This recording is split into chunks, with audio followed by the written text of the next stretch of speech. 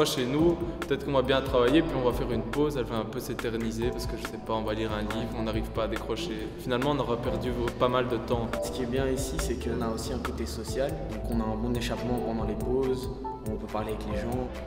Au-delà du caractère vraiment très sérieux de ce blocus, il faut bien dire qu'il y a une ambiance entre les étudiants, on voit que les gens s'entendent vraiment bien entre eux et qu'il y a des liens qui se créent. Et puis on voit les années suivantes, on voit des groupes revenir, des groupes d'étudiants qui se rencontrent à Cogito qui reviennent tous ensemble pour passer un nouveau blocus. Il y en a qui sont un peu perdus dans leur auditoire et ici ils se rendent compte qu'ils se retrouvent avec un petit groupe de droit, de Namur par exemple, et alors ils vont pouvoir s'échanger des résumés, des choses comme ça, et donc il y a vraiment une entraide qui se met en place. Ici, moi je me suis fait vraiment des potes. On peut créer une ambiance de groupe, on peut créer même un groupe de travail pour étudier ensemble, même si on n'étudie pas la même matière.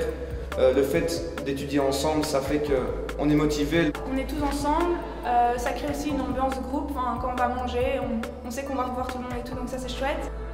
On a des étudiants qui viennent de la même université avec des difficultés différenciées, et là ils s'entraident, ils discutent entre eux, et puis ils se rendent compte qu'il y avait des choses qui n'étaient pas comprises, et puis à ce moment-là, le formateur va intervenir. La plupart des étudiants me disent: quand je vois quelqu'un qui travaille, j'ai envie de travailler.